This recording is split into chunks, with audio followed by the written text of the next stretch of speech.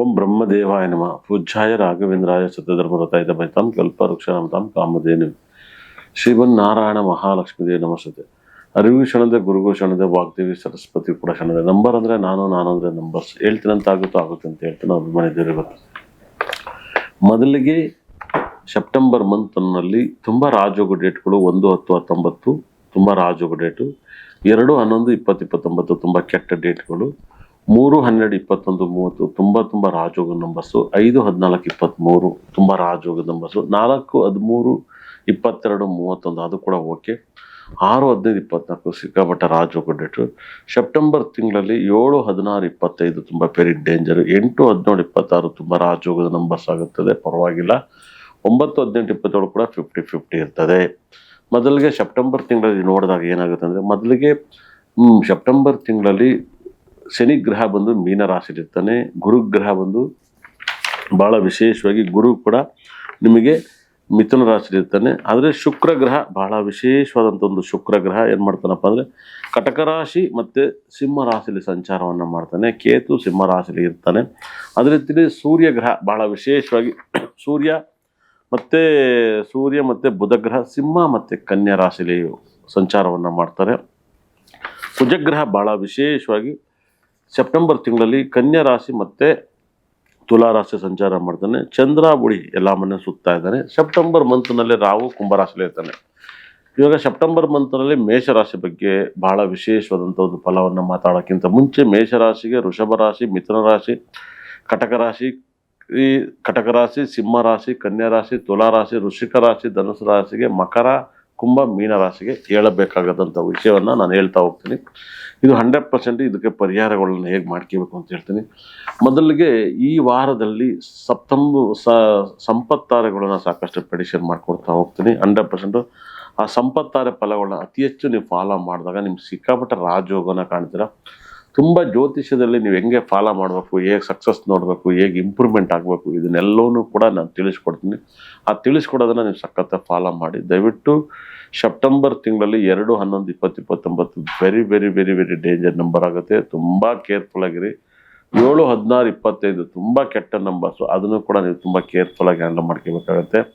ಅದೇ ರೀತಿ 9-18-27 ತುಂಬ ದೊಡ್ಡ ಅನಾಹುತಗಳಾಗುತ್ತೆ. ಫ್ಲೈಟು, ಟ್ರೈನು ಈ ಥರದ್ದೆಲ್ಲ ಅನಾಹುತವನ್ನು ನೀವು ಕಾಣ್ತಿದ್ರು. ಅದೇ ಥರ 2029 ಪ್ರಪಂಚ 30% ಹಾಳಾಗುತ್ತೆ. ತುಂಬ ಕೇರ್ಫುಲ್ ಆಗಿರಿ.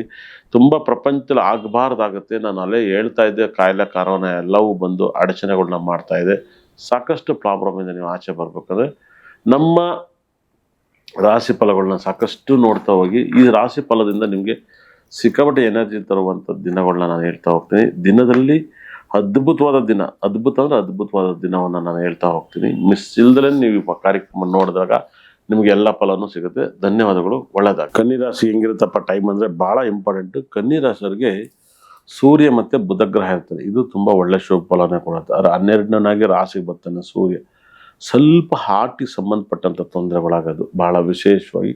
ಇದರಿಂದ ನೀವು ತುಂಬ ವಾಕ್ ಮಾಡೋದು, ಸ್ವಿಮ್ಮಿಂಗ್ ಮಾಡೋದು, ಯೋಗ ಮಾಡೋದು ನಿಮ್ಮ ಲೈಫಲ್ಲಿ ಆರೋಗ್ಯ ಸಮಸ್ಯೆ ಹೆಚ್ಚಾಗುತ್ತೆ. ಕನ್ಯಾ ರಾಶಿಯವರು ತುಂಬ ತೂಕವನ್ನು ಜಾಸ್ತಿ ಮಾಡ್ಕೋಬೋದು. ಕನ್ಯಾ ರಾಶಿಯವರಿಗೆ 2ನೇ ಮನೆಯಲ್ಲಿ ಕುಜಗ್ರಹ ಇರ್ತಾರೆ. 3ನೇ ಮನೆ ಅಧಿಪತಿ ವೃಶ್ಚಿಕ ರಾಶಿ ಅಧಿಪತಿ ಮತ್ತು ಮೇಷ ರಾಶಿ ಅಧಿಪತಿ 2ನೇ ಮನೆಗೆ ಬಂದಿದ್ದಾನೆ. 2ನೇ ಮನೆ ಅಧಿಪತಿ ಶುಕ್ರ ಗ್ರಹ, ವೃಷಭ ರಾಶಿ ಅಧಿಪತಿ ಶುಕ್ರ ವ್ಯಯಸ್ಥಾನ 12ನೇ ಭಾವದಲ್ಲಿದ್ದಾರೆ. ಈ ಕನ್ಯಾ ರಾಶಿಯವರಿಗೆ ಸ್ವಲ್ಪ ಆರೋಗ್ಯ ಸಮಸ್ಯೆ ಜೊತೆಗೆ ಸ್ವಲ್ಪ ನಿಮಗೆ ಕುಟುಂಬದಲ್ಲಿ ಏನಾರು ಒಂದು ಸಣ್ಣ ನೋವು, ದುಃಖ, ಒಬ್ಬರನ್ನ ಯಾರಿಗಾರನ್ನ ಕಳ್ಕೊಳ್ಳೋದು, ಈ ಥರದ್ದೆಲ್ಲ ಒಂದು ಪ್ರಾಬ್ಲಮ್ಮು ಕನ್ಯಾ ರಾಶಿ ಕಾಣ್ತಾ ಇದೆ. ಕನ್ಯಾ ರಾಶಿಗೆ ಚಂದ್ರ ತುಂಬ ಲಾಭದಲ್ಲಿದ್ದಾನೆ, ಗುರು ಲಾಭದಲ್ಲಿದ್ದಾನೆ, ಭಾಳ ವಿಶೇಷವಾಗಿ ರಾಹು ಕೂಡ ಲಾಭದಲ್ಲಿದ್ದಾನೆ, ಶನಿ ಕೂಡ ರಾಶಿ ನೋಡ್ತಾನೆ. ರಾಶಿ ನೋಡೋದ್ರಿಂದ ನಿಮ್ಮ ಲೈಫಲ್ಲಿ ಸಿಕ್ಕಾಪಟ್ಟೆ ಎನರ್ಜಿ ಬರ್ತದೆ. ನಿಮ್ಮ ಲೈಫಲ್ಲಿ ಕನ್ಯಾ ರಾಶಿಯವರಿಗೆ ಐಶ್ವರ್ಯನೂ ಕೂಡ ಕೊಡ್ತಾರೆ. ಐಶ್ವರ್ಯ ಕೊಡೋದ್ರಿಂದ ನಿಮ್ಮ ಲೈಫಲ್ಲಿ ಏನೆಲ್ಲ ಒಂದು ಯೋಗವನ್ನು ಕೊಡ್ತಾರೆ ಅಂದರೆ ನಿಮಗೆ ಊಹೆ ಕೂಡ ಮಾಡೋಕ್ಕೆ ಸಾಧ್ಯ ಇರಲ್ಲ. ಅಂಥ ಒಂದು ದೊಡ್ಡ ಸಕ್ಸಸ್ಸನ್ನು ಕೊಡ್ತಾನೆ ನಿಮ್ಮ ಲೈಫಲ್ಲಿ. ದೊಡ್ಡ ಸಕ್ಸಸ್ಸನ್ನು ನೀವು ಕನ್ಯಾ ರಾಶಿಯವರು ನೋಡ್ಬೋದು. ಆದರೆ ನಿಮ್ಮ ಕುಟುಂಬದಲ್ಲಿ ಒಂದು ಜಗಳವನ್ನು ನೋಡಬೇಡಿ. ಜಗಳಕ್ಕೆ ಕುಟುಂಬದಲ್ಲಿ ನೀವು ಮಹತ್ವವನ್ನು ಕೊಡಬೇಡಿ. ಜಗಳಕ್ಕೆ ಎಷ್ಟು ಹೋಗ್ತಿರೋ ಅಷ್ಟು ನಿಮ್ಮ ಪ್ರಾಬ್ಲಮ್ಮನ್ನು ಅನುಭವಿಸ್ತೀರ.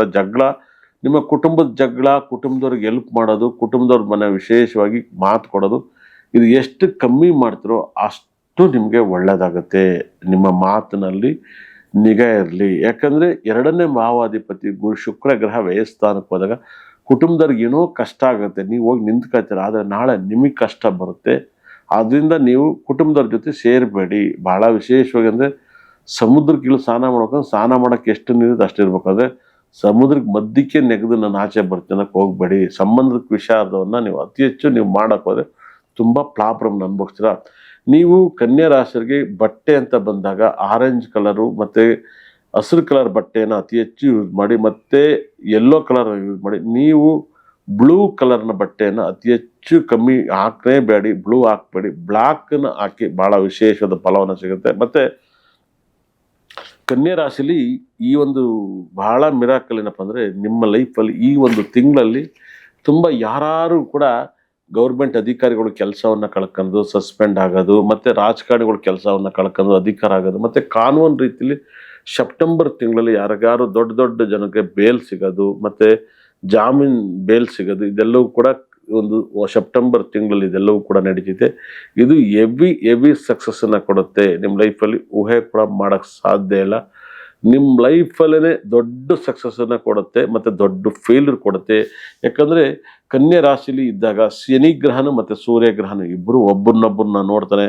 ತುಂಬ ನೋವನ್ನು ಅನುಭವಿಸ್ತೀರ. ಈ ನೋವಿಗೆ ನಿಮ್ಗೊಬ್ಬರಿಗೆ ಸಾಟಿ ಸಿಕ್ಕಾಬಟ್ಟೆ ನೋವು ಕನ್ಯಾ ರಾಶಿಯವ್ರಿಗೆ ಇರುತ್ತೆ. ಈ ಕನ್ಯಾ ರಾಶಿಯವರು ಈ ಒಂದು ತಿಂಗಳಲ್ಲಿ ಜನ್ಮ ಸಾಕು ಅನ್ನೋಷ್ಟು ಕಷ್ಟಗಳು ಬರ್ತವೆ. ದಯವಿಟ್ಟು ಕುಗ್ಗಬೇಡಿ. ಇದಕ್ಕೆ ನಿಮ್ಮ ಪರಿಹಾರಕ್ಕೊಂದು ನಿಮ್ಮ ಮನೆಯಲ್ಲಿ ಬಹಳ ವಿಶೇಷವಾದಂಥ ಒಂದು ಬ್ಲ್ಯಾಕ್ ಅಂದರೆ ಒಂದು ದಿಷ್ಟಿ ಹೋಗೋವಂಥ ಕಲ್ಲನ್ನು ಕೊಡ್ತೀನಿ, ತಗೊಂಡೋಗಿ ನಿಮ್ಮ ಮನೆಯಲ್ಲಿ ಬಾತ್ರೂಮಲ್ಲಿ ವಾಸ್ತು ಕಿಟ್ಟನ್ನು ತಗೊಂಡೋಗಿ ಅಳವಡಿಸಿ ನಿಮ್ಮ ಪ್ರಾಬ್ಲಮಿಂದ ನೀವು ಆಚೆ ಬರ್ರಿ. ಮತ್ತು ನೀವು ಅತಿ ಹೆಚ್ಚು ಈ ಒಂದು ತಿಂಗಳಲ್ಲಿ ನೀವು ಎಷ್ಟು ₹1 ದುಡಿಯೋ ಜಾಗದಲ್ಲಿ ₹50 ದುಡಿದ್ರೆ ತುಂಬ ಚೆನ್ನಾಗಿರ್ತಾರೆ. ₹1 ದುಡಿಯೋಣ ಅಂತ ಹೇಳಿ ಬಲವಂತ ಹೋಗಿ ಎಲ್ಲ ದುಡ್ಡನ್ನು ಕಳ್ಕೋಬೇಡಿ. ಎಲ್ಲ ದುಡ್ಡನ್ನು ಕಳ್ಕೊತೀರ.